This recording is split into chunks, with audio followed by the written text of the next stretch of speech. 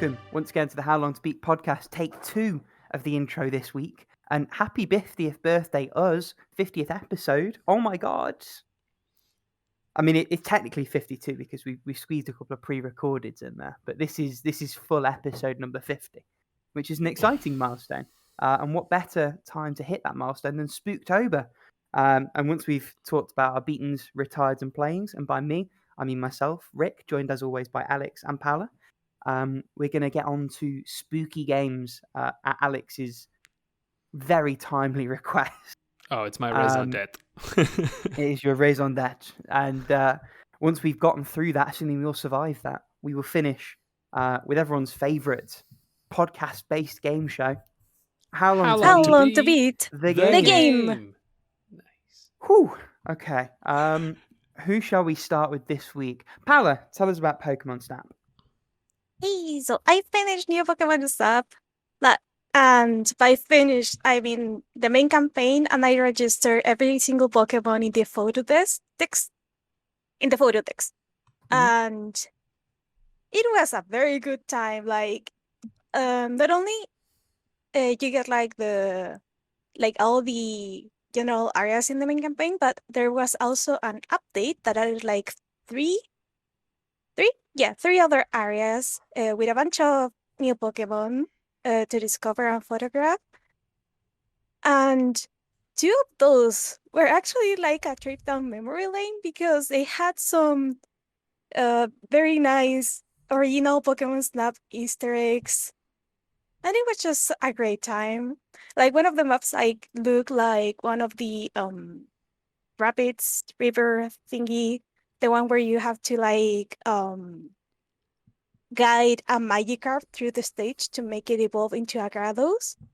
And you can actually photograph a Gyarados in that stage, but it is done like slightly different. You actually have to trigger an event nearby the cascade where you originally like photographed the Gyarados, and then you make it appear like later in the stage, and it was awesome. And also, this game kind of like doesn't hold your hand. Like, you're just taking pictures of Pokemon, but some of them are very difficult to get like a decent picture of. And for some particular Pokemon, you have to like trigger an event, or you have to like go through the stage like multiple times to level up the stage, and then you have to trigger an event. And for like most of the legendaries in the game, because you can photograph some legendaries, you have to finish the game and then go back to the stages. Oh, so they're kind of like, and there was a new Easter egg, of post-game course. things? Yeah, there's a lot of post-game content. And if you wanted like to keep playing and like get the best pictures for your photo decks, because you technically have to get like 4 pictures of each Pokemon like in different poses to complete like all of it and to unlock like all the information on the photo decks. You can do that. And you also get like I want to say like a high score based thing after you beat the game. So if you want, you can like try to get like very high scores like on each area. Okay. And it is based like on the pictures you get during your tour there. So if you're able, like, I don't know, like to photograph like a lot of rare Pokemon in very like good poses, like centering the image or doing something interesting and looking straight at you, you can rack up points like very, very quickly. Like the highest score I got was like 3 million points or something like that. I'm assuming that's a lot. That is a lot. Nice. But yeah, that is Pokemon Snap. Actually, New Pokemon Snap, sorry. A quick question for you. Oh, so I just had a question for you, like, because I know the rating system. I'm curious, like, how did you find the rating system? Did you find it kind of like does it make sense, or is it like one of those ones that you can cheese kind of easily? Like, I'm sort of curious because I was just playing Umurangi Generation. They kind of like, like they have this sort of slightly obtuse-ish kind of like rating system for them. But I'm curious about Pokemon Snaps. Is it star-based or is it points-based? It is both point-based and star-based because the star system is more or less like how rare of a pose it is, I guess. And in like each star category, you get like a point-based system. So, and that point-based system is actually like it is told to you in game like what things affect your score. So if the Pokemon is like in the middle of the picture, you get more points. If the Pokemon is looking at you, you get more points. If you see like more of the Pokemon and it's like the Pokemon isn't like, I don't know, like 20 meters away, you get more points if you get like a close-up look of it. And if you're able to give it like the Illumina state, you also get more points with that if it's interacting with other Pokemon, if there's more Pokemon in the picture. And also, and this one I didn't quite get, but the background of the Pokemon, like where you photograph it or the angle you photograph it at, also affect your score. So there's a lot of factors you have to take in if you want to get like a very high scoring picture. Because getting like 1,000 points or 2,000 points is relatively easy in the game. Getting 3,000 to 4,000 points is still like manageable. But I don't think I got many 5,000 points and above on pictures on like a lot of Pokemon. I might have gotten like maybe 5. Damn. Okay. So it's pretty hard to get it like really nice. Yeah.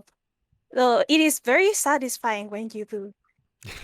And also, like, since I brushed on the Illumina thing, I already said there were like these special like Illumina Pokemon that, given like there's like these Illumina flowers, and when they interact with the Illumina flowers, that pretty much give like a glow or something like that.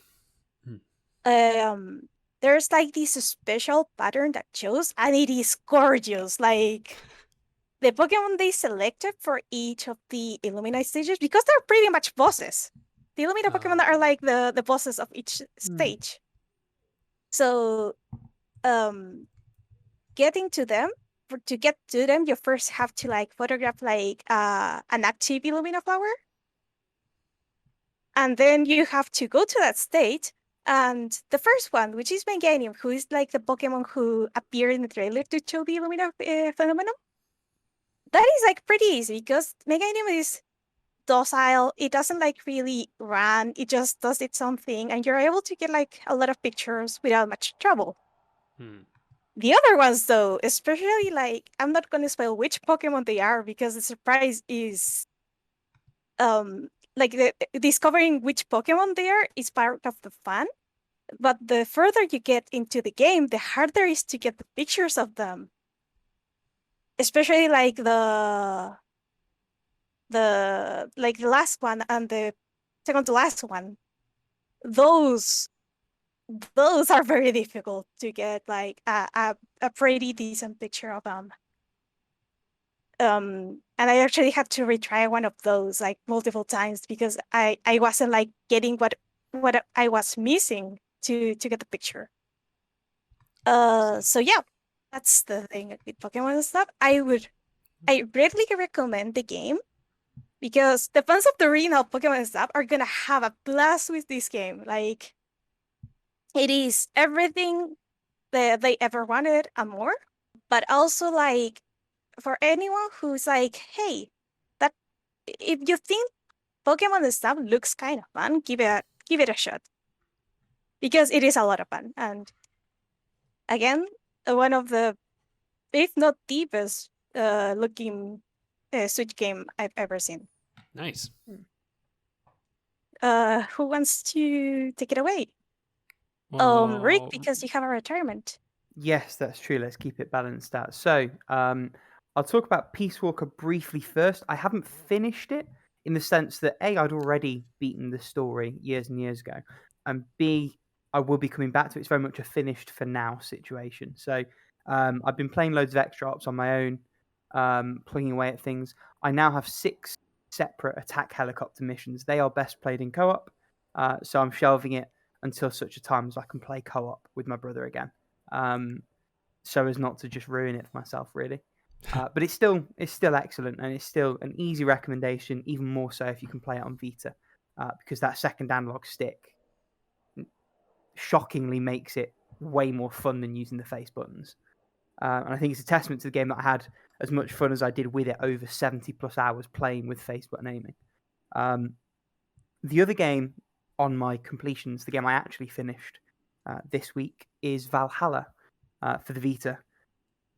Interesting sort of getting to the end of it, having only just recently finished Sumire, because actually something I'd maybe sort of appreciated less at the time I beat it the first time round is how much the game's focused around loss in the same way that Sumire is. But by comparison,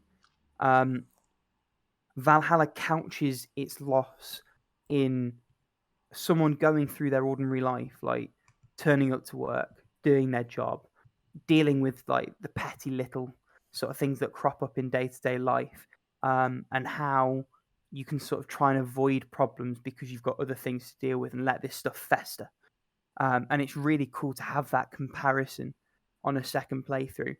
They're both exceptional games. They're both wonderful stories, albeit they take very different approaches to the way that they do it.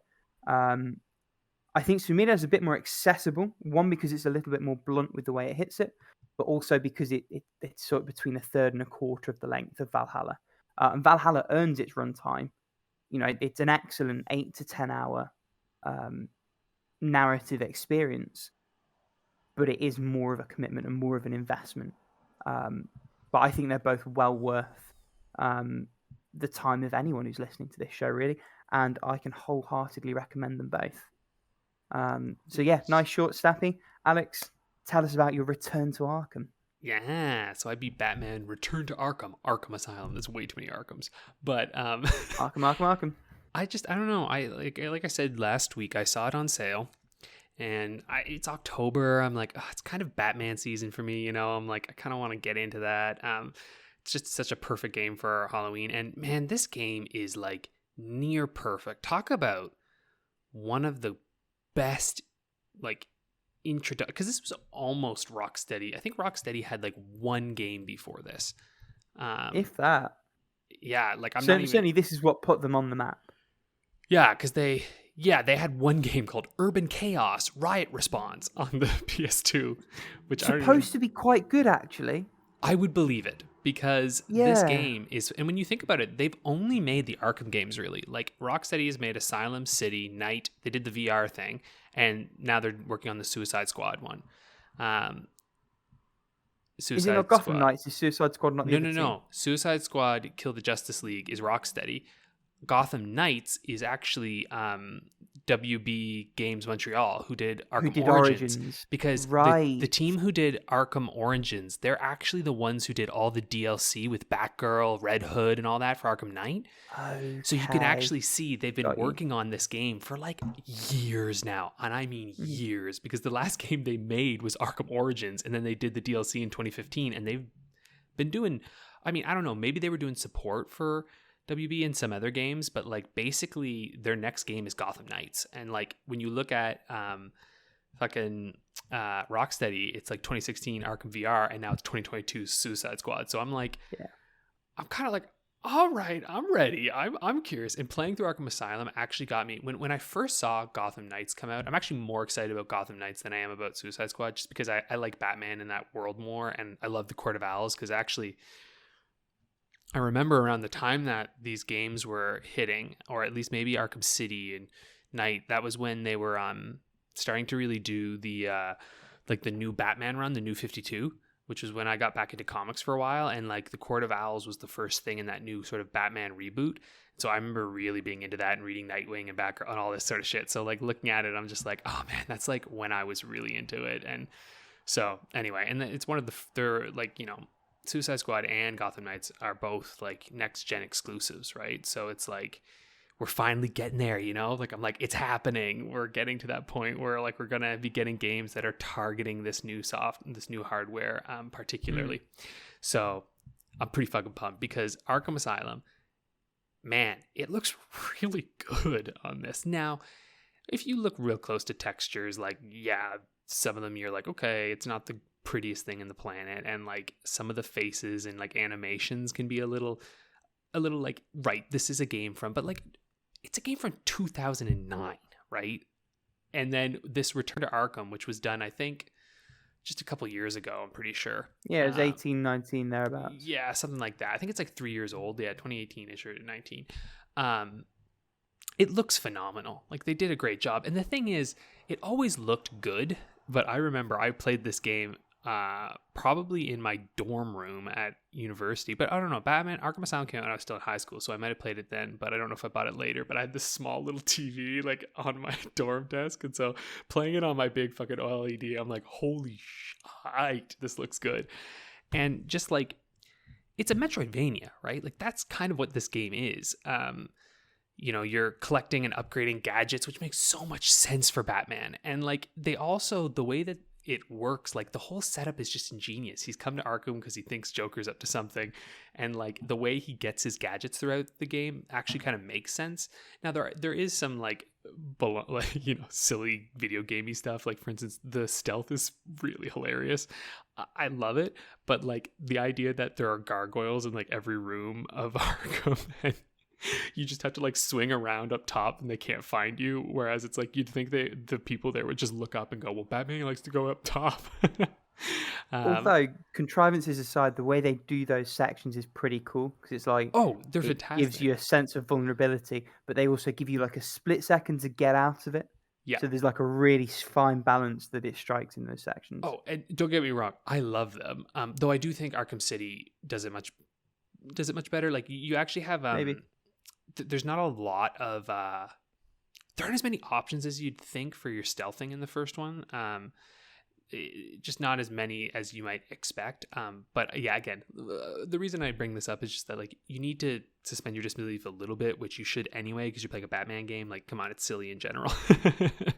But it's so well realized, and the fact that they got Kevin Conroy and Mark Hamill, and like it's basically you feel like you're playing a continuation of the Batman animated series, and that I think is the big strength. Now, the designs are a little silly sometimes on some of the characters. Like, I mean, they definitely played up a little bit of like her, like, you know, like big man kind of thing. That ending as well. The ending's pretty dumb. And it was funny because right up until the ending, basically right up until the Poison Ivy boss fight that you have to do, I was like, man, this game's like a 10 out of 10. And then I was like, right, this is a 9 for me. Because I remember. Yeah, I was the same when I played it for years back. Yeah. It's not enough to ruin the experience. You're just like, oh, okay, like, yeah. And then also to remember that this is like, but again, though, what's so incredible to me is that like, it's so well designed. All the Riddler challenges and trophies all play into your like upgrade systems. So like they're actually worthwhile to find. They're fun to do. Like finding the trophies and finding his actual riddles is just a joy. The combat is free flowing and entertaining, and it only gets better as the series goes on. But like to think that this was the start and it's so fucking solid from the start is just kind of incredible, you know? Like I have little quibbles here and there about it, but I think often the quibbles, they come from the fact that they refined them in the later games, you know? Like, it's like, well, in comparison to that one, you know what I mean? So it's like, without those other games, I might not even complain about it. I just know there's a better way of doing it. Like those Predator sections, for instance, I just know that they give you more options in the later ones. And that's why, like, when I look at them now, I go like, oh, I miss being able to do this particular thing. But you know what I mean? If I had known that, I'd be like, they're dope. And it's such a good shakeup. We're gonna talk. I'm gonna rant about this a little bit in a good way. But we talked before, like when I was playing Marvel's Avengers. It's like that game feels soulless, right? Because you're just fighting a bunch of nameless who gives a fucks. But the henchmen that you fight in Batman, they have such personalities. Like, they're always talking with each other when you're hunting them, and even when you're fighting them, they do it. And like, yeah, sometimes near the end you get into this kind of repetitive, like with the Titan ooze, you get into kind of a repetitive state of like fighting these sort of Bane-ish kind of boss fights later on. But that's okay. It's not too often, so I give it a pass. But they use the villains as well so effectively. Like, you feel like you're actually going against somebody, and there's always this conversation going. Like, you're hearing the enemies talk to you. Joker's constantly talking to you. You're picking up all these audio logs, all these, like, there's so much going on in the game that you always feel like you're learning more about the world. And it's something that when I played Marvel's Avengers, it just was so disappointing because, like, there was nothing, right? You have this rich world, but the villains are just like, they don't exist in it, you know? And it's like, Batman has some of the best villains out there. Like, I like Batman as a hero, but like, really what I like about Batman are the villains because they're so fucking good. And this one doesn't even use like the vast majority of them, right? Because the ones that you don't see, you immediately see in Arkham City. Like, it's just awesome.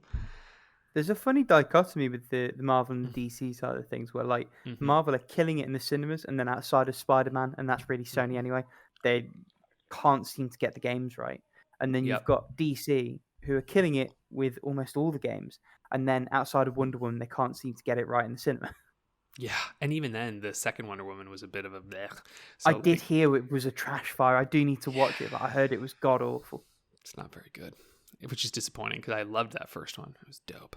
Speaking of disappointments, unless you've got anything else to say about Arkham. I don't think so, because I'm going to talk about another Arkham later. City in a minute, yeah, you absolutely are. Speaking of disappointments, Far Cry 3 Blood Dragon, and by extension our only retirement this week.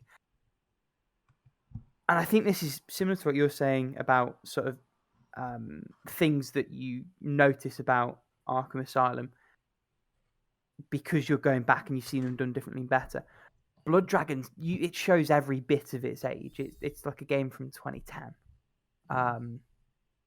And more than that, it's a standalone carve-off of a game from 2010, which is it distilled into a very small space. And it's like, once you've liberated a couple of bases, you've basically liberated them all. I just found myself in a position where I was like, I don't want to play this game anymore. And I got it for free. I've got loads of other shit I want to play. So it's just like, whatever. No, thank you very much. So I uninstalled it, and there's not really much else to say about it. It's just like, yeah, Far Cry's like a good loaf of white bread. It's fine. Sometimes I want that, but honestly, kind of unremarkable most of the time. Yeah, it's a tricky one as well because it doesn't control badly per se, but the stuff you're doing, I just found profoundly boring. Yeah. When I played it, I also think as much as the neon aesthetic is fun, what people seem to love about these games so much, and again, interesting comparison to Batman, are your relationships with the antagonists. Yeah.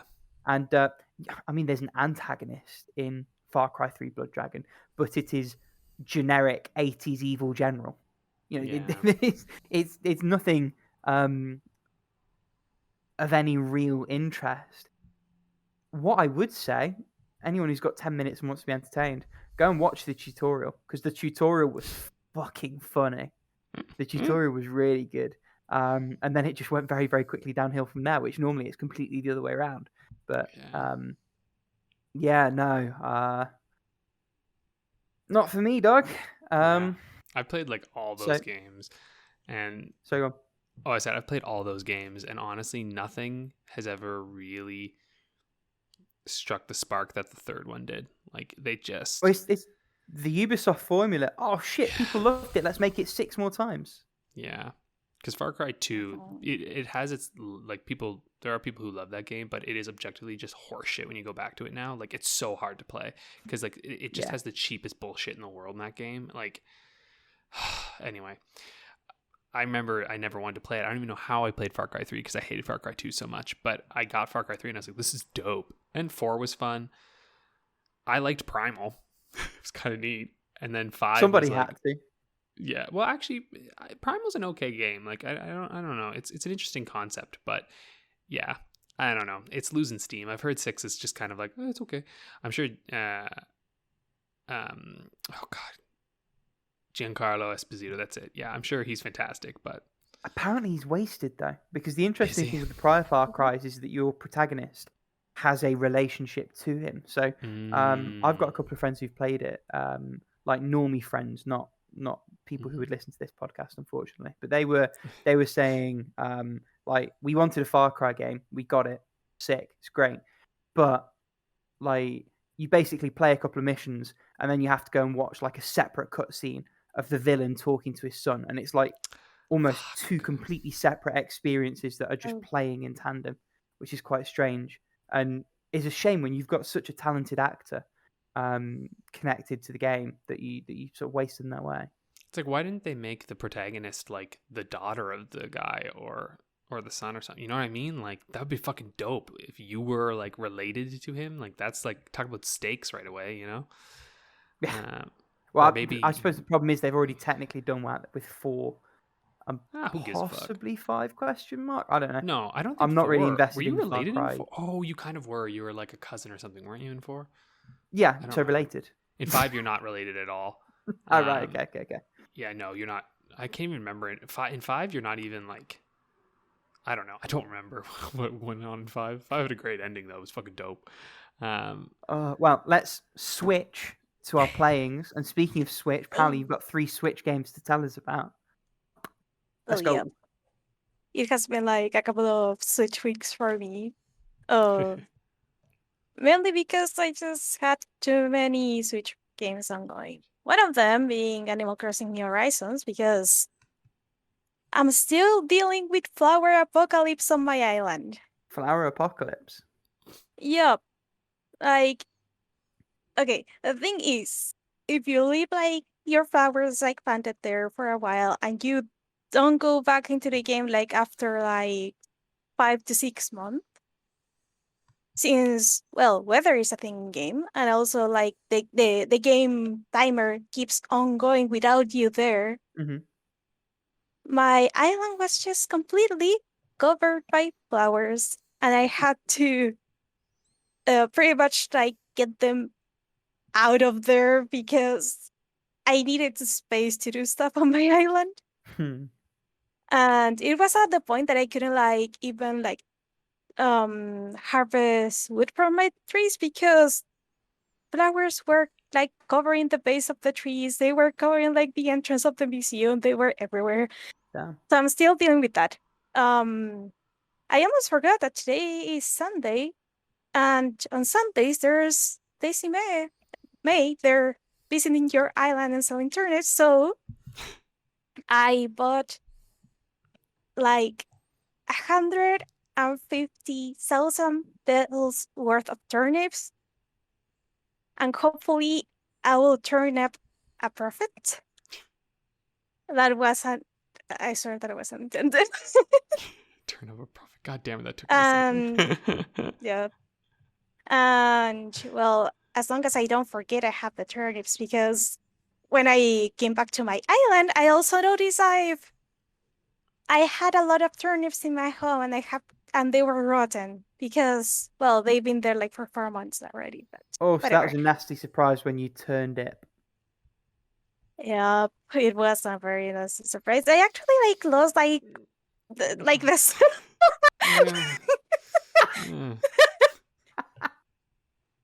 We lost really. Yeah. I broke myself. Oh god. Sorry, crack on. So yeah, like I went back into my island, arrived to Flower Apocalypse. I'm just there like trying to fix stuff before the update drops. And that's Animal Crossing New Horizons for me. The other game I'm playing that I haven't played in a while is The Legend of Zelda Breath of the Wild. I infiltrated Gerudo Town. I got the mission to go and do stealthy things into a hideout to recover a thing. So I'm on my way there. Nice.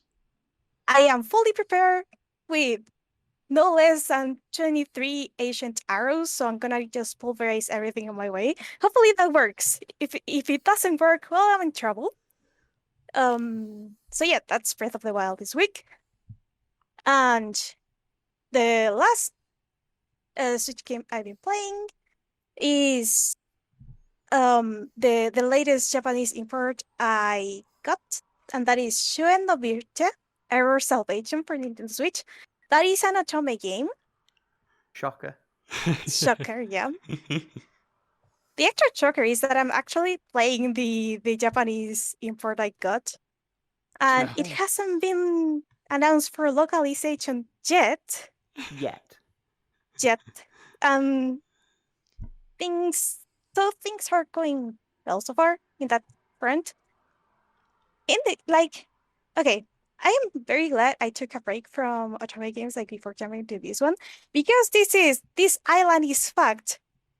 2.0 Electric Boogaloo. Wait, you took a break? That's a good point, actually. When was this break? I missed this break. Did I you swear play on Wednesday Otome you were last playing week? you were playing Nightshade, weren't you? But that was like if I That played was that 3 whole days ago, guys.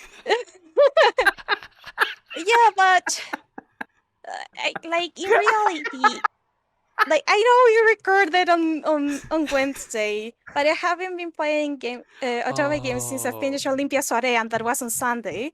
Okay, so you Okay. got a week break. Okay. If that. Yep, it's still a break, okay? It counts. Hey, any And I'm minutes glad when I I'm did. not playing is a break, all right? Ugh. Sorry, Paula. Pretty Go ahead. much. It's okay. It's okay. I just needed time to pick a break from very story heavy stuff, because I was told this was a story and lore heavy, just as Olympia Story was. And actually, this game is kind of dark, and kind of messed up in many ways, because I got my notes. I am gonna butcher so many names today, because since it is in Japanese, I had to search for equivalent name in English or something like that for some of these places and characters. So the way this game starts is pretty much showing you a bad ending of sorts. And that's the other thing. To get the good endings of this game, you first have to get the bad endings on this game, which is pretty uncommon on Atomic games. Like, it is the first time I've seen this on all the Atomic games I've played so far. The protagonist of the game is called Ceres, and she is said to be not reincarnated, but everyone says she is cursed by the god of death, or that she's a Shinigami, or the Green Reaper, because it seems to be that every person she kind of gets close to, I don't know, even as a friend, or interact long enough with, they passed away some way or another. And pretty much the game gives you what it seems to be about an ending at the start, because she pretty much it goes to these black spider lily field, which seems to have some importance to the story, and takes her life there. And I'm like, I don't remember seeing this in the trailer, because in the trailer they show you that scene, but someone comes and saves her. I'm like, what is going on here? And then the narrator says something about you're probably not happy with this ending, or what would you do to avoid this, or something like that. And then just a rewind thing, and you pretty much start playing as Ceres, but in a completely different place, waking up in this room. It seems to be part of an orphanage. Orphanage? Is that a word? Yeah. Yeah. And And I'm like, so that was a dream. Maybe. I don't know. And you're like thrown into this world, and in the automate Virche page, I already read and I already knew that people in this country were kind of like cursed and didn't live like past the age of 23.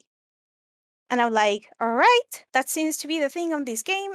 The island is cursed again. But the game makes an excellent job in the first, like, I want to say like the first hour or two, depending on your reading speed, to really show you what does that entail, or what does that mean, or how it affects the people on the island. The name of the island, by the way, is, I'm gonna butcher this, is Alptiel or something like that. Not a And clue. Bless you. Just saying, let's go with that. Yeah. yep. And first of all, it is made abundantly clear that Ceres is kind of like unwanted because of how, well, she's like everywhere she goes to bring some kind of disaster or doom. Like, there's only like a handful of people that is like, oh, that's just a coincidence, but most people like just fear here. And then you're shown like this district that is Kune, and it is like, you're told this is the most populated place, and it has like markets, and it has a lot of orphanage. And then it tells you people die at 23. Someone has to raise the children. So, but the one moment that really settles like the theme of, hey, this place is kind of messed up, is when she's going to the research facility and someone like a man from a random house just like starts like, hey, so my wife's dead. Can someone help me carry her? Like almost like as if talking about the weather and saying something like completely normal. And then you're introduced to the concept of relievers. Because in this island, since no one can go over the age of 23, like biologically, well, the solution they've come up with is that they clone themselves and download their memories into a new body and relive like those 23 years again. Okay. Though it is almost like, I want to muted, say it's Alex. almost like a luxury or something like that. Yeah, and yeah, the game is weird. I already knew that going in, and I already knew like, I want to say the style of writing of the author because I knew some of the previous works. But the way the world gives you like a slap on the face and makes you wake up and realize what reality is on this island is like, I don't know, it was like eye-opening in a way. Like, oh, yeah, this is reality. Damn. So yeah, that's more or less where I stopped last night because I was kind of sleepy. And in reality, like I am not like reading the game. I mean, I'm using like a lot of translation tools to get through it. So I was kind of tired. I was like, hey, I'm gonna call it a day. This and I just want to know more in a way because I just wonder what the general plot of the game is gonna be and why are you forced to play like the bad endings because you get the good endings, and what the hell that that starting scene was. So yep, I have nothing more to say about this game. like right now. Any of you want to take it away? Sure Please? sounded like an otome. Yeah, like I know otomes are wild, but this one is probably the wildest right now. Yeah. Why don't I go ahead? Yeah, Why sure. don't I chat? So I'm still playing Dragon Quest Heroes Rocket Slime. Fucking loving this game.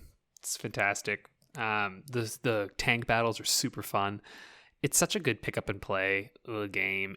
It's hilarious. I just completed the level Call My Bluff, which is spelled call my like call MIGH bluff, because every single name is a pun in this game, and it makes me very, very happy. And Call My Bluff, you get it? Call My Bluff. No, you've Yeah. lost me. I'll be honest. That was Like- You gone don't over know my what head. Call My Bluff is? I know what Call My Bluff is, but I don't understand the way the spelling changes it. Oh, well, they spelt it as like as if it was like a bluff, like an actual like not like bluff as in like bluff, like as in a mountain and cliff. Oh, okay. Because it's a big cliff that you Their climb. pun work is good. Yeah. That's a thinker. Anyway, crack on. It takes you for a second there, but it's all good. Because it's like bluff sounds a lot. Bluff is a steep cliff. Anyway, it's fine. Whatever. You get it if you see it. I got there in the end.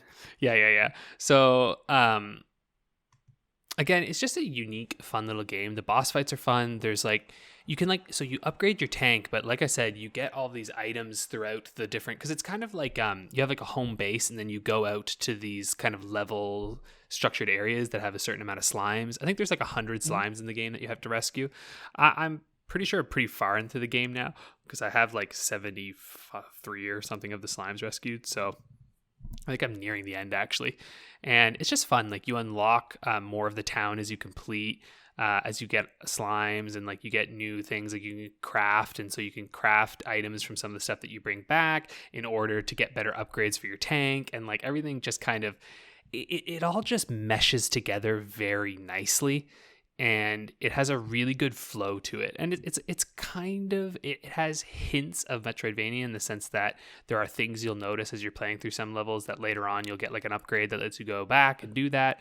But overall, it's pretty good. It does have a slight map problem that seems to be like very common on the DS. I don't know why. Maybe there was something to do with the way that it was working at the time, and I guess playing on the 3DS where it's so big. But anyway, the top screen you have a map, and it's a bit zoomed in so you can see like details, but if you hit X it'll zoom out to show you the whole thing, but then it loses any of the details on it. So it can be kind of hard if you're trying to remember like, have I been to that area before to go and get something. That's a little knock on it, but overall this is a very good game that I would put like really high up on my list of DS games. Like, I don't know, it's, for me, it's like almost a perfect experience at this point. I'm just like, this is fantastic, unique, exactly what I'm looking for. And I do recommend playing it in bursts because it's kind of perfectly designed for that. Speaking of a game that's designed to be played in bursts, playing Hot Wheels Unleashed. Yeah, I'm just going through it some more. Fucking loving it. Having a good time. Like I say, quick resume is there now, so I just pop in once in a while to play a race or two if I have like a few minutes, and I'm just like, let's get a race going, and getting farther through the campaign, which is fun, unlocking some cool stuff. I wish I had time or was good with track editors, because man, they have a lot of stuff that you can do in this game, and you can create some really cool tracks, but I'm just like, I don't got time for that. But if you do have time for that, you're gonna have some fun. Also playing through Disco Elysium. I'm not really taking a break, but I'm trying to take it slow with this game. So I really like it, and I don't want to rush through it, honestly. Well, I mean, there's periods between the game where you're not playing, so that counts as a break, right? Yeah, exactly. That's how that works. When I'm not playing the game, it is a break. Paula's like, Paula's just stony faced. We're getting no reaction from it. I'm trying to react, but brain is not working right now. That's a good reaction. Your brain's on a break as well. There you go. Yeah, there you go. My brain is on a break right now. It is not being used. Oh god, I'm like just about to finish the first day in that game. I'm not sure. I don't think it technically is broken into like a certain fixed number of days, but like, Maybe it is. I don't know. Anyway, whatever. I'm really enjoying the game, but again, it's heavy. It's text heavy, so like you kind of have to come to it when you're ready. So I'm giving that a little break. But what I did start, because I finished Arkham Asylum, and I was like, fuck this shit. I want to just start City right now. And so I just rolled right on into Arkham City, and man, that is such a sweet opening. Like fucking Hugo Strange. Like when he No started, spoilers. I haven't played City yet. it's not really a spoiler. It's the first section of the game. You Don't spoil the first section of the game for me. If you're saying it's really good, let me experience it fresh. Okay, we'll play the game. Soon. Play it now. Because I'm talking about Arkham City, boy. No, I won't spoil anything, but well, no. Okay, listen. Hugo Strange is the first person you see in the game. No, it's not. This is not a spoiler. You're not. I am not allowing you to call that a spoiler. He is a villain in Batman. Relax. But the reason, because I need to talk about him, because I remember at the time they had a huge campaign going on with this game. Like they had all this other materials in like a comic book series as well that they did with Arkham City that was like really great and like fleshed out kind of what was happening right before and sort of like the connection between Arkham Asylum and Arkham City. And I actually recommend, if you enjoy Arkham Asylum and you're going to go in to play Arkham City, like seek out that comic. You can find it as a graphic novel. Like you can just get it online, I'm sure. But it's actually quite good, and it just does, like, you don't need to, like, it's not giving you information that the game doesn't give you necessarily, but like it's just a really nice kind of extra deep dive into Arkham City before you get into it. Gameplay wise, mama, this is a good game, and it just, everything feels smoother. You're just in Asylum, you're a little clunky sometimes, right? Like occasionally, like when you want to use a grappling hook and stuff, I find that occasionally it's like a little iffy in terms of its aiming, or in terms of what you're actually hitting. Sometimes when you want to like aim with your batarang and stuff, it's like everything was just felt a little slow and a little clunky. But in Arkham City, it's just like from the get-go, you're like, no, everything feels polished, fast, and smooth, and traversal is just mwah. So, yeah, this is a fun game. You gotta play this game, man. You gotta play this game soon. Oh, we can play this game so we can talk about it, because this game's excellent. It's I have it for PS3. My PS3 is coming out soon, because there are a few games that I want to play on it soon-ish.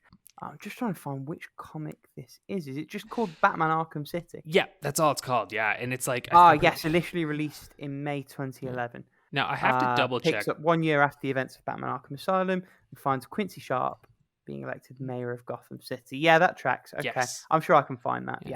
Yeah. And it's actually like, I really, really enjoyed it. And because I think Paul Dini is so Paul Dini, who wrote the games, wrote this as well. So, yeah, I might actually read it again. I think I own it. I don't think I have it here. But I think I had it back home, like in a pile of comic books. I'm pretty damn sure I had this one. Anyway, it was only 5 issues. It was pretty quick, but yeah, I'm definitely going to read it again. Anyway, all right. So that's Batman Arkham City. The Return to Arkham thing, if you have like a next gen console, fuck yeah, it's so good on it.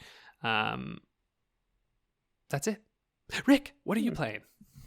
Well, depending on what the sale is, maybe soon Return to Arkham City, because if I can just play it on PS4, there's maybe a price at which that's worth it for me. Anyway, in terms of what I'm actually playing, I'm still playing Ghost Street Phantom Detective.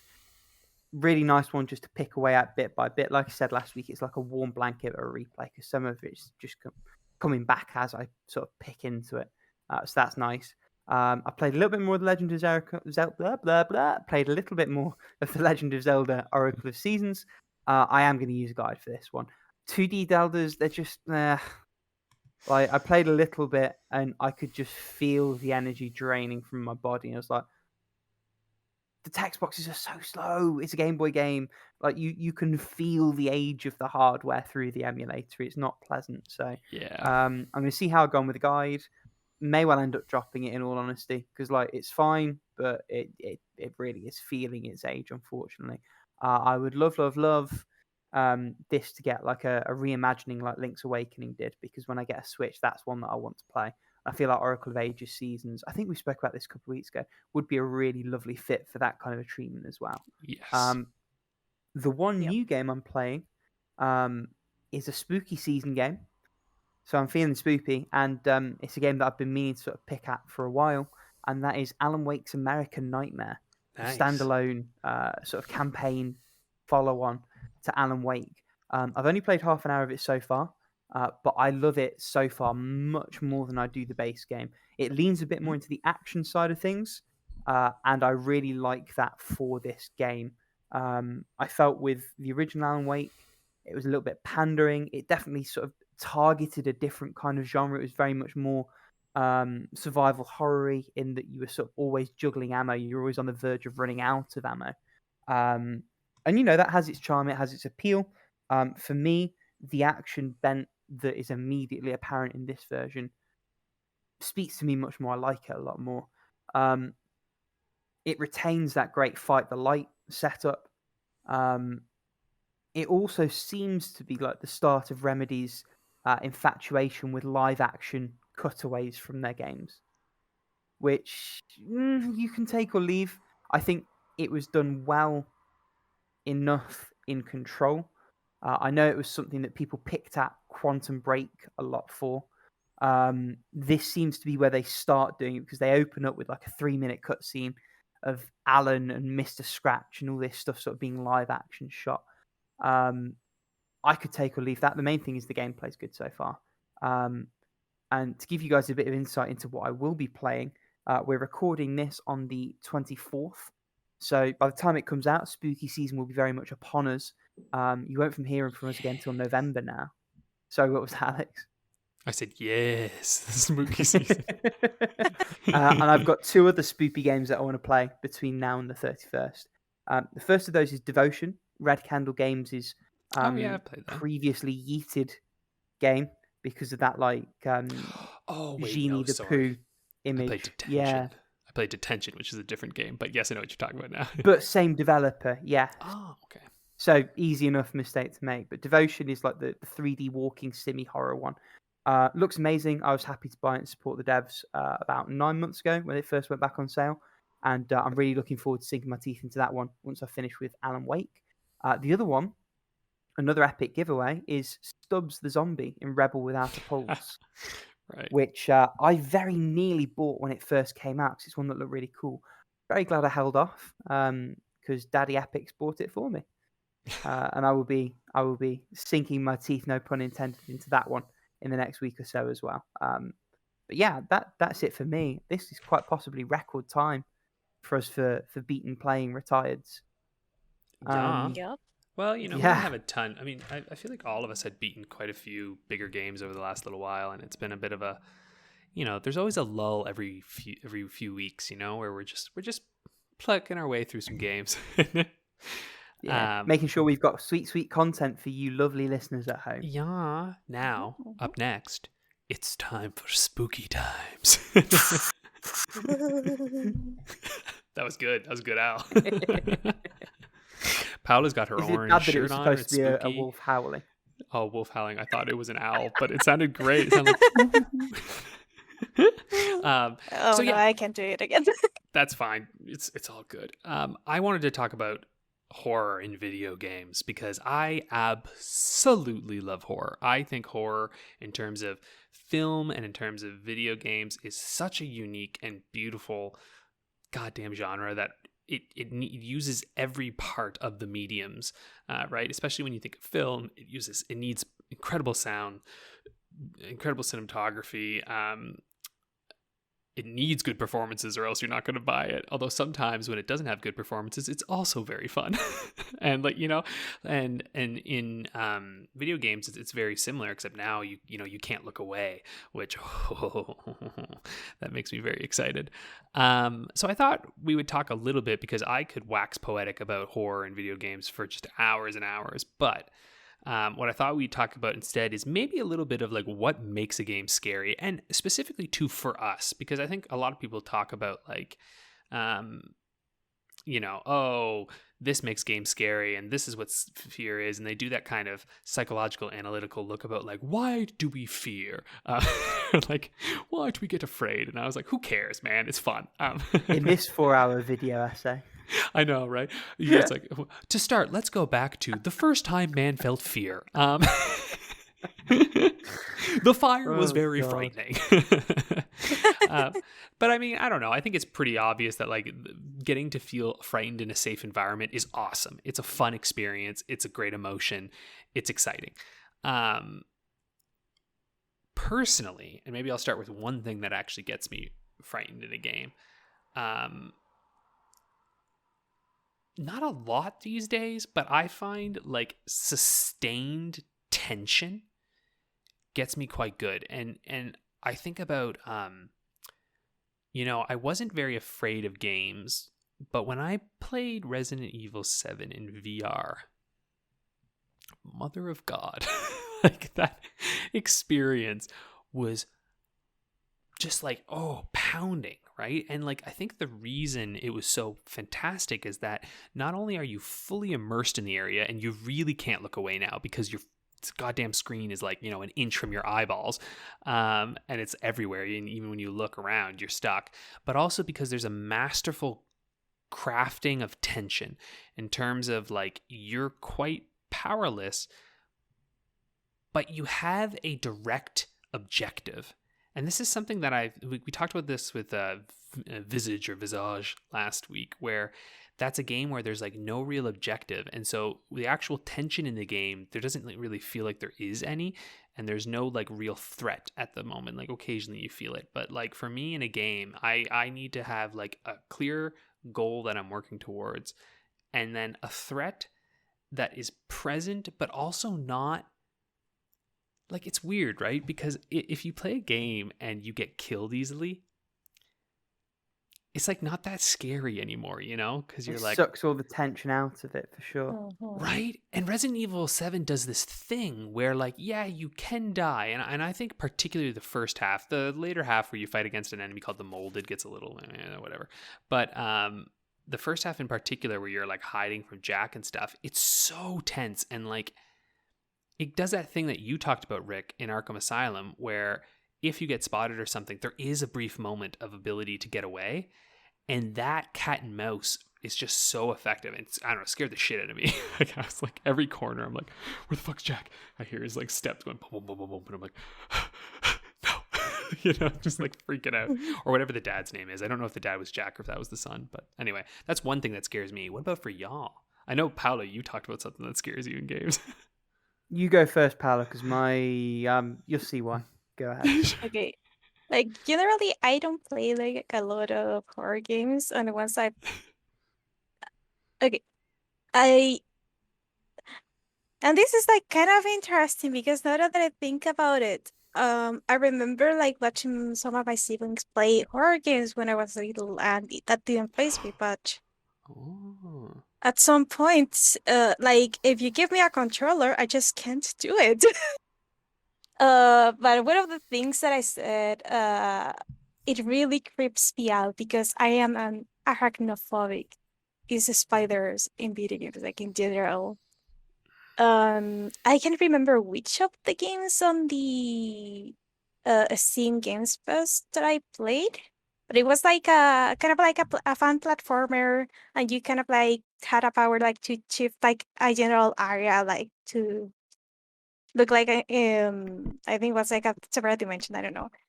And I was having fun until I got into this dark place and I saw a spider silhouette.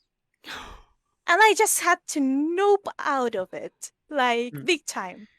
Oh. And I actually wanted to play Limbo, like to get a taste of, I guess, a more spooky game to talk about today. But I installed it, but like I saw the banner and I saw like that spider leg that was like very creepy. Intense. And I was like, maybe I don't want to play this game tonight. Maybe I'll save it for the morning. And that was me like all week. Yeah, you might not want to play Hollow Knight either then, because there are a lot of creatures that look very much like spiders in that game. Yeah, Hollow Knight's hella buggy. But the thing with Hollow Knight, because I've been wanting to play it like for a long time, I actually own it on Steam. Oh, nice. Is that I guess the style of the game is like more cutesy in a way. Okay, that's true. It is. And yeah, like I actually don't have a problem with bugs in general. It's just like the spiders and some other like very disturbing creepy crawlies. But when I see them like in a video game, like in a more cartoony form, it doesn't have like the same effect to me. But when a game like Limbo or the other game I was talking about takes like the silhouette of a spider, like the movement itself of the spider kind of creeps me out. Sorry, you made me think of It's Always Sunny in Philadelphia, and like Dennis goes on the it's the implication, Mac, the implication. Do you know what I'm talking about, Rick? Yeah, I know exactly what you're talking about. Yeah, it's different, but I see what you mean. Yeah, the implication of something frightening is good. Yeah, like I don't know, it is weird. Like I already said I don't play many horror games. I actually tried playing Amnesia. Like someone like handed me a controller and was like, nope. And but the one thing that even like if it isn't like a spooky game, but there's one thing that could create like a spooky atmosphere out of nowhere. And some of the Pokemon games actually like did it like real good in the sense of for example, Pokemon X and Y. You're in Lumio City, that is like the capital of the Kalos region. It is bustling with noises and everything is bright and happy. And then you walk into this building and take the elevator. Everything goes quiet. Like all the movement or all the like the life that was like in the game. Everything gone. Completely quiet. And a character appears out of nowhere and like ghost walks into the place. Stops for a minute and says, "No, you're not the one," and then just slides into like further into the room. And like that contrast of everything is kind of like happy go lucky, and then you have like this kind of like creepy-ish moment out of nowhere. Gets me from time to time, depending on how it is done. And Alex is laughing at me. Sorry, you probably think I'm a chicken or something like that. No, I'm just thinking if you did play some of the more intense horror games, you'd have a rough time. Pokemon. Yeah, I know it would have a rough time. That's why I don't play them. But I'm actually kind of jealous. I also like play Five Nights at Freddy, but after a couple of jump scares, it doesn't really work anymore. In the sense of when there's like that sense of tension, like you mentioned, it like the expectation of something happening is more terrible than the thing happening itself. Yeah. But when you repeat the thing that happens a lot of times, it just like loses the impact.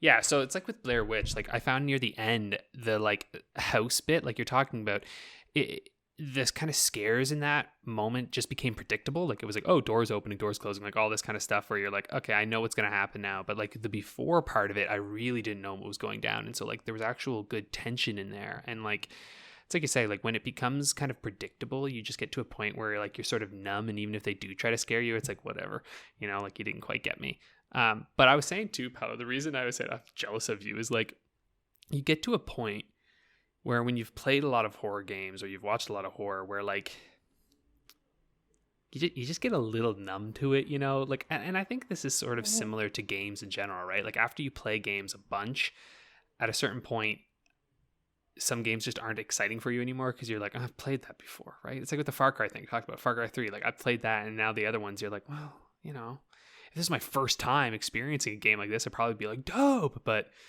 I've been there, done that. So it's like, I kind of wish I could have that. But that does mean when you find a game that really scares you, it's like, ooh, shit,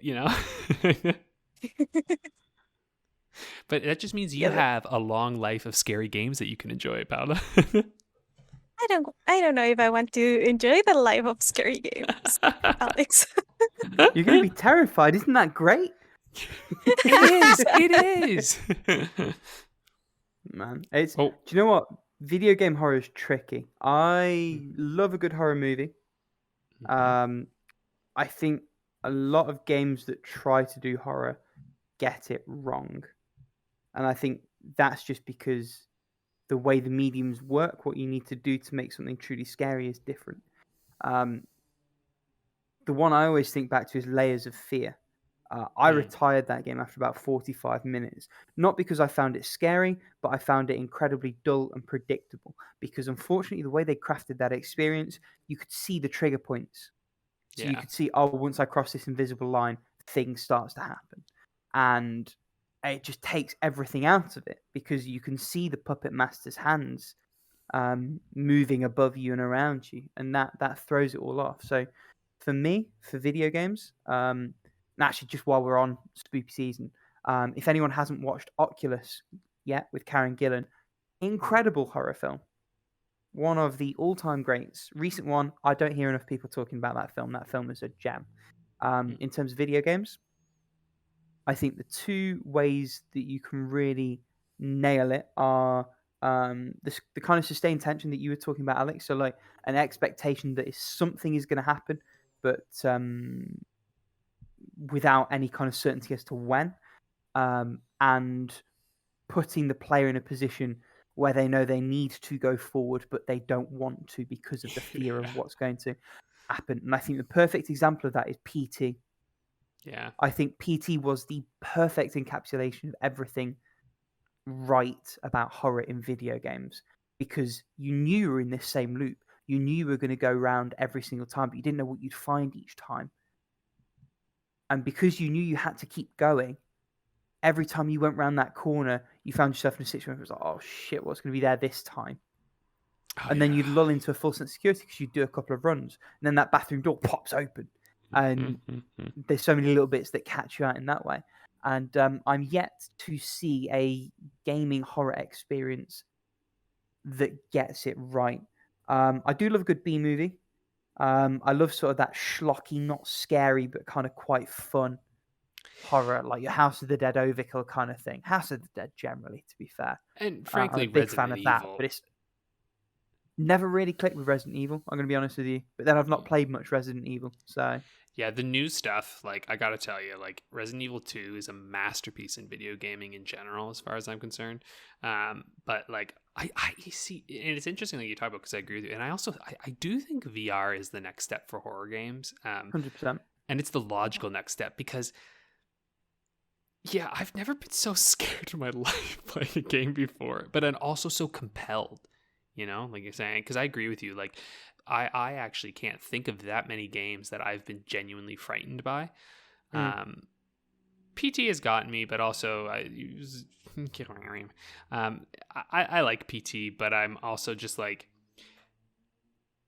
PT has been more fun to read about than it was for me to play, which is actually fine. Like, I really love watching people play PT and like learning about PT and reading about PT more than I liked playing PT, which isn't. There was a beautiful moment in time about 6 weeks where everyone was playing PT on YouTube as well. And it There's was some awesome. great. God, I hope the rumors about Kojima and Sony doing a new Silent Hill are true. Oh, that'd be so much fun. That'd be so great. I loved crossed. Shattered Memories, actually. I have to say, that was a fun game. Is that the Wii one? Yeah. The Frozen bit. I thought it was clever.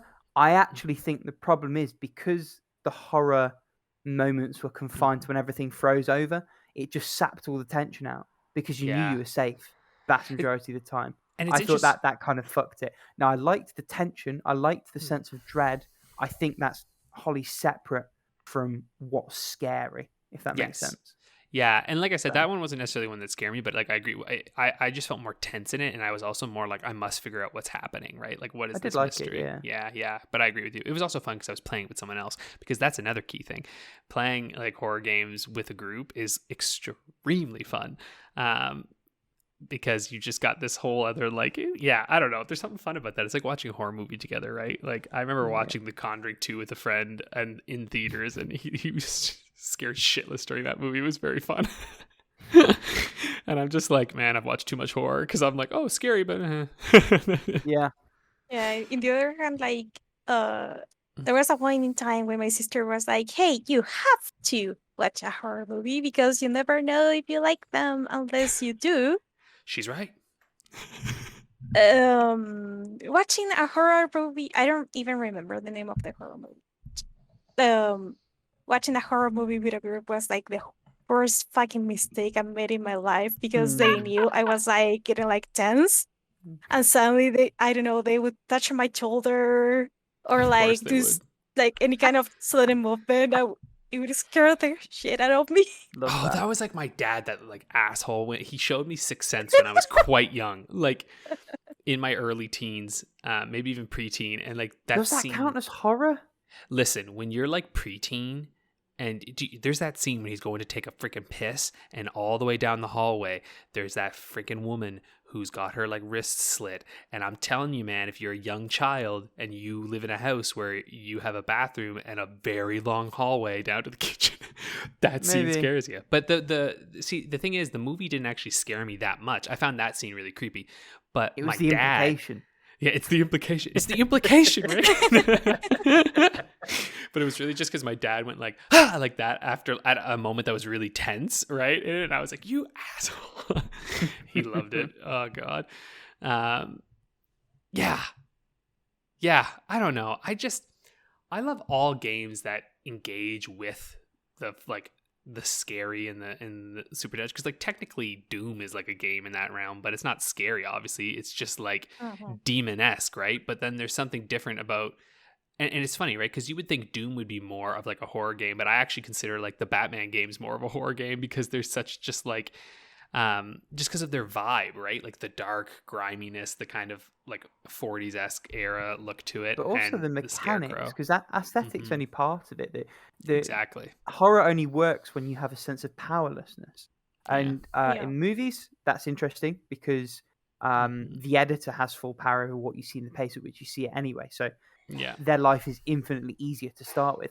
I actually think, additionally, that's one of the tricky parts for video games. How do you make a game compelling and scary at the same time?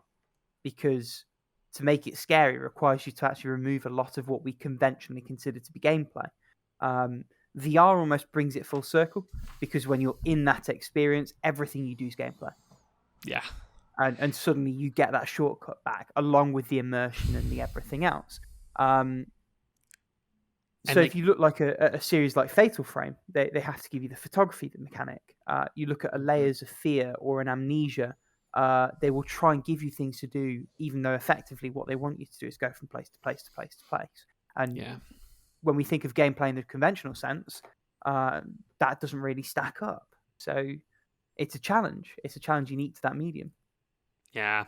And it's something that, like, I don't know, I'm always excited when a game tries, you know, because like I feel like we don't get a lot of, besides the Resident Evil games, we don't really get a lot of like big budget horror games anymore, you know, like we've lost. No. But then that's true for the films as well. Most horror, certainly most good horror, is in the indie space. Like in yes the lower and budget no. stuff. Most. Yeah. But you've also got like things like Shudder and stuff going and doing that. What I will say is, like, for sure most is in that area, but it's more like mid-range. Do you know what I mean? Like, it's not necessarily like, especially with film, there's a lot of low budget shit, of course. Oh yeah, tons of it. But then there's also like, there's a pretty strong international horror like film scene as well, which I guess you would, I don't even know how you would label it. Kind of mid-range-ish area, I guess. Man, if you want horror, France, my dude, holy crap. France makes some scary, messed up movies. Like, dear Lord, stuff that I've seen out of there, I'm always like, oh, thanks, you ruined my life a little bit, France. And I love it. Yeah, right? And I'm like, thanks, do it again. Yeah. But I mean, certainly in the game space, some of the best horrors, like on the indie side of things, for sure. Like, if you look at I suppose this is sort of a spoiler. Doki Doki's got kind of horror elements, Oh yeah. and I have to say that the Yeah. first situation where there's sort of a horror thing, I had a rough idea of what was coming because the whole Yeah. conversation around it sort of given me some clues, but it still took me aback. It was like, whoa, we're going there. Yeah. Specifically the one where Doki Doki's free, an hour and a half, go and play it and then come back if you haven't already. The girl with the purple hair, like not the first one who hangs herself, but the one with the purple hair, where she's talking to you and then just suddenly starts fucking stabbing herself. I was like, whoa! That was out of nowhere. I'm not prepared for this.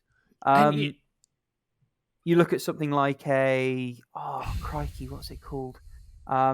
Lone Survivor, I think. It's like a 2D. Yeah, I know what you're talking about. Side-scrolling. I thought it was a bit of pants game, but as a horror experience, it's pretty good. But see, Stigmatized Property, Akari, some of those other games. Again, I think they're shit, but as horror things, they're reasonable enough.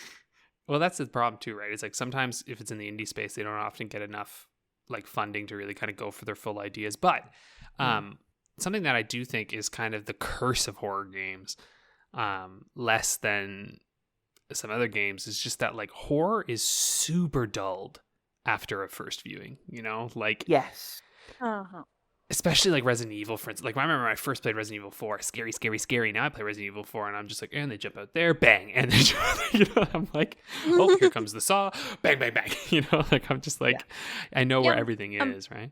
Familiarity breeds contempt. Yeah. Sure. Yeah, I was gonna say like part of it is because of you don't know what to expect, but when you already know what to expect, then it just gets dull in a way. Yeah, it does, and it's too bad. But like, I mean, that's just part of the reality, which is also probably maybe why a lot of companies don't go in on that. Because they're like, oh, fuckers are only going to play our game once. But then you get games like Resident Evil where they've kind of figured that out, where they're like, okay, we know that maybe you're not going to be scared a second time, but also we're going to do fun fucking wicked puzzles, so at least you're going to have a good time. Or they make emergent kind of gameplay where it's like, hey, you're being chased by, Mr. X, and like, yeah, sure, that's the same every time, but the way you get caught will never be the same. And I gotta admit, that's pretty fun. Like I love that shit. Or like Alien Isolation, which Alien Isolation is a bit too long, but the thing with that game is like when I actually think about it, I'm like, I don't want to go back to it right now because of how long of a game it is, but also because I'm just like, I know I've played it before, but that alien ain't really scripted. Like there's a couple scripted scenes, but that fucking alien can get you anytime, man. So like it's just a tense game no matter what, like so although that speaks to the same problem because that game, everyone says, is way too long because after the first few hours, like, you know how it's going to go. Well, that's actually not my complaint per se. It's just that it's more just that they've just padded things out. Like the gameplay still remains frightening. It's just that there's like a few too many like quest things that you have to do. Like genuinely, if that game was like 12 hours, I think it would be perfect. But it's like 18, which is for me just like a bit too much. That's also just a personal thing. Like I'm just like, that's too much for a game for me in general, which is like kind of linear, Yeah. But yeah, I agree. I think if it was shortened a little bit, but man, I remember playing that for the first time. Oh, that is one of the best horror games ever made. Anyway, anyone else have some thoughts on horror in video games? That's kind of what I wanted to talk about. I'm quite pleased. I'll be real, I've pretty much exhausted. But go on, sorry, Paula, go ahead. I was thinking like the go-tos for horror is like the ambience, the music, the feeling of powerlessness, of being powerless, and there was one more thing that I thought that could add into like the overall like horror or like the atmosphere in the game, but it's more like giving you an unreliable narrator in the form of a protagonist. Like I haven't played, for example, Hellblade, Son of Sacrifice, but I have watched like the opening scenes of the game.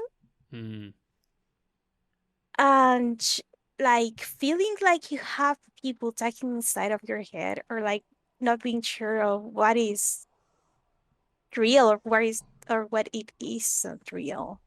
Hmm. That kind of like gives a whole different feeling to a game. Like for example, on Frambo, and that's one that I played. It is a point and click adventure. It has like these, I want to say, slightly Tim Burton-ish feel to the art of it. But first of all, Frambo is a kid. Like, and second of all, Sorry, everything is so freaky. Did you say Rambo or Frambo? Frambo. I'm sorry. No, it's okay. I've just Frambo. never heard of this game before. It is a weird one. Yep. So Frambo, is that it? Okay, sorry. Fran Franbo, BOW. like the name Fran and a bow. Okay, cool. Sorry, I just hadn't heard of it. Okay, awesome. Thanks, Paula. No problem. And the thing with this game is that you have kind of like it's sort of a point and click adventure, and you have like two realities to play with. But one of them is because of how Framber has to take like this medication, and she sees the stuff that isn't necessarily there. And you kind of like jump between these two realities of puzzles, but one of them is really, really messed up. It's less horror and delves more into like, I don't want to say like girl stuff, or like stuff that creeps you out, I guess. Okay. But even like after finishing the game, you still have that feeling of what is really real and what isn't real. Like you don't, when you can't tell with what is reality, even inside like of a game or of a movie, it kind of like just messes with your head. Like I also said that in Pasta Fells, like in one of the routes, you actually take the point of view or of someone who sees things like actual hallucinations. So even then, it's kind of like, what is going on here? Like, so yeah, like that Cool. unreliable narrator thing, it gets me in the sense that I'm not sure of how to feel or what do I really know about the world in the game. Yeah, that's a cool concept. I'd like to see more people play with that. I'd also, to be honest, I want to see someone make a cannibal game. Like, I really want to see someone do like, like a survival resource horror game or some shit where you're like going after folks, because I'm just like, God damn, that'd be good. I don't know why, but you talk about unreliable narrator made me think of that, where like you think you're like hunting or some shit, but you're hunting people. Oh man, I'd have a good time.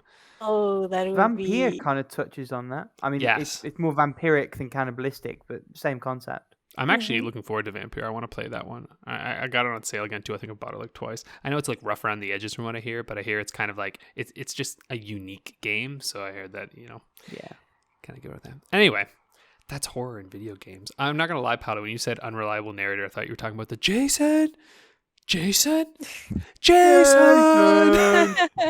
I mean, Heavy Rain's horrific, but I think not for the reasons it was meant to be.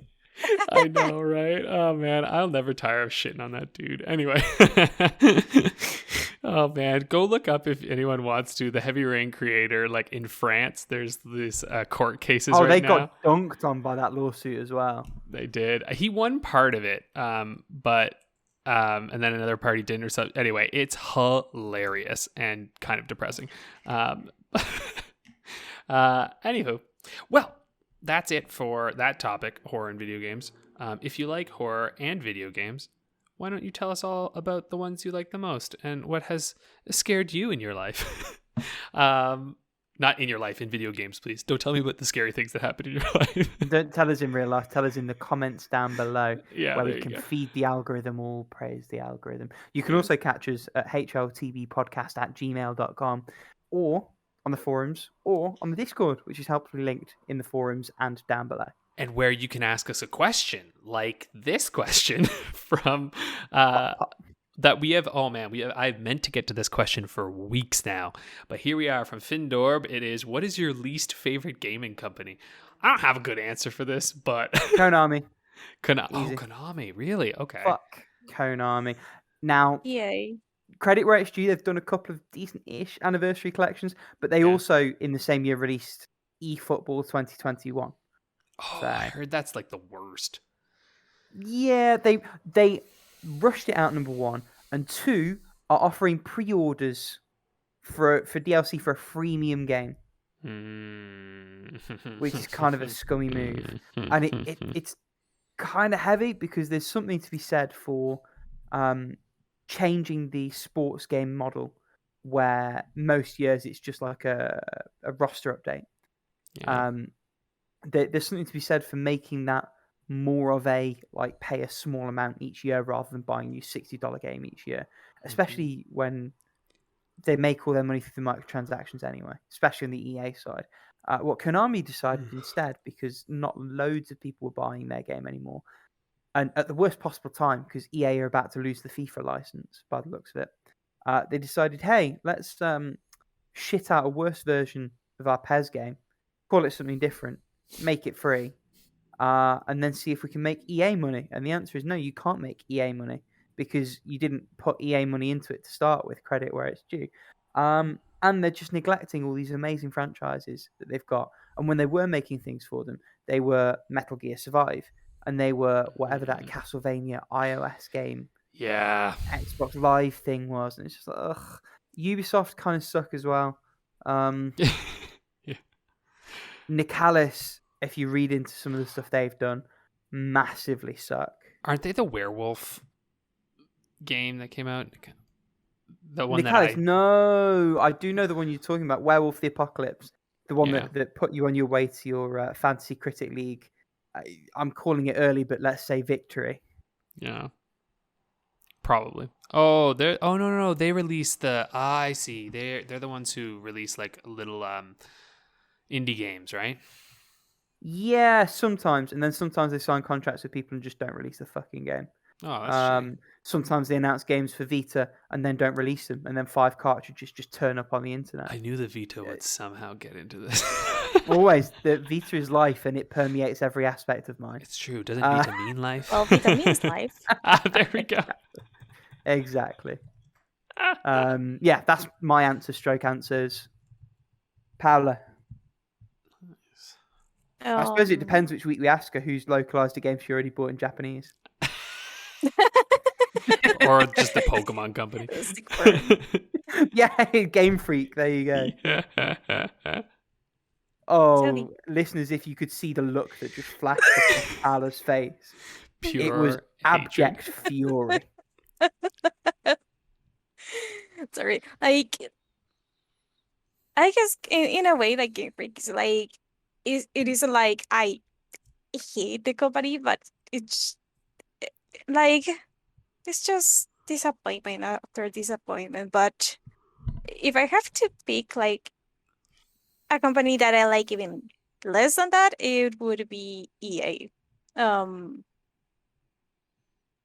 Mainly because I actually used to play some of the EA games, but microtransactions, yearly releases with not much improvements, and for example, in the Steam games that they buying like all the expansions is just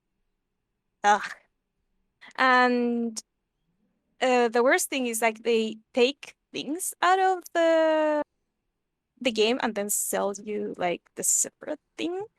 Yeah. Because and that happens like specifically like with the Sims games, like, oh, in Sims 2 you had this and this at the beginning, but now if you want it you have to like in the Sims 4 you actually have to like buy separately, and that is pretty scummy. And I don't know, like with the whole FIFA thing, that is like, oh, they might be losing like the FIFA name because of how expensive it is. And I'm like, huh. I don't know. Should I be happy or sad about this? Because like they can't rely on the FIFA game, and they kind of like are forced to come up with something. I guess I don't know. I mean, the football one's a bit nuanced because the FIFA name isn't the right to all the players and teams. They're negotiated separately. The right to the FIFA name is basically the international teams and the World Cups.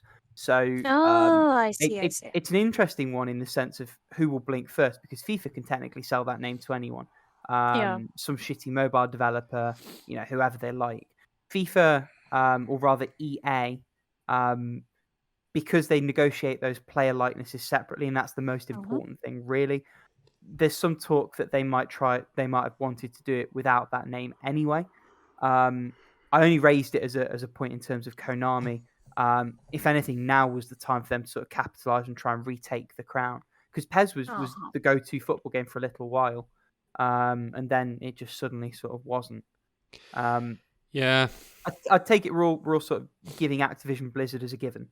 Well, that's actually mine, basically, because I'm just like, not only are they shit people running it, but like, particularly at the top, right? But like, I also just don't give a shit about any of their games. I just genuinely don't play any of them.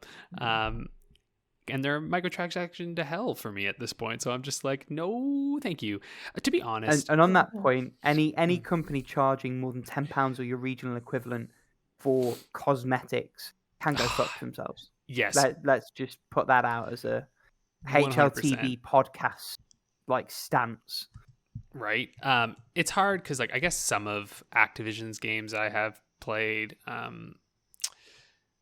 think like Spyro and stuff like that, but yeah, they're just some shit stuff. And I used to play Call of Duty way back in the day before there was Activision Blizzard.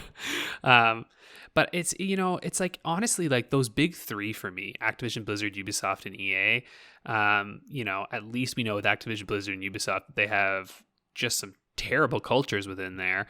EA, I don't know, maybe wouldn't be surprised, but we know that they've got some predatory practices, at least within their, pricing and scheming. And it's just like, I don't know, the stuff that like they're slowly trying to win back some goodwill, but it's like you look at EA, right?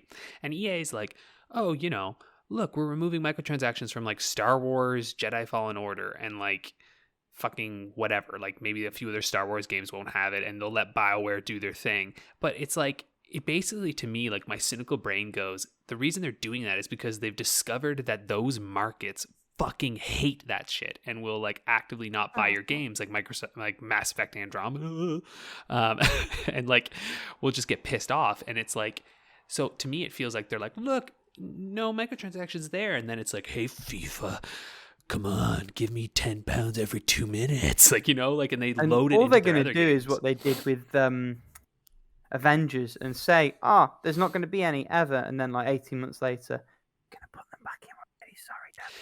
Yeah, but like even if they don't, like even if they just like with Battlefront 2, for instance, and stuff like that, even if they just don't do that and they just trot it out as an example of saying we don't do this so that they can thus do it in other markets, like it just, it's kind of gross. Because when you think about who plays sports games, like, I mean, lots of people do, but there is a very, very big section of people who basically only play those games. And so I feel like they're more willing to pour money into them. Like they're like, okay, well, whatever, I'll get my like I have a couple friends who are like pretty into sports games and they'll buy the NHL every year, and like those dudes, I'm like, bro, why are you spending so much money on this thing? And they're just like, oh, well, whatever, because like it doesn't feel like it's a big their only deal. Game. Yeah, exactly, right? It's like, well, it's my only game, so I'll spend a few $100s on this game, and I'm like, oh my god. But then again, I'm over here spending hundreds of dollars on many games, but that also feels different. But actually, I don't even spend hundreds of dollars on many games every year, to be honest, because yaha, sales. And also Ubisoft, complete other change of tack, have this amazing UBR engine. They used it on like 2 Rayman games and a baby's first RPG, and that was it. Yeah, Child of Light. Which I do need to play on Vita at some point. I've heard it's okay, but it's like that engine is phenomenal, and Rayman used it to great effect, and then it's just been wasted. Yeah, and I want to see more UBR games. I know, and it's kind of the thing that bothers me with like. So again, I guess I have more to say on this, but like again, I think of them as the tentpole, like EA, Ubisoft, and Activision Blizzard for me are kind of this like tentpole of companies because they're so big that, and they purport themselves on this concept that like every game you're getting is kind of even Square Enix actually they've been pissing me off lately. Fucking Marvel's anyway, but like.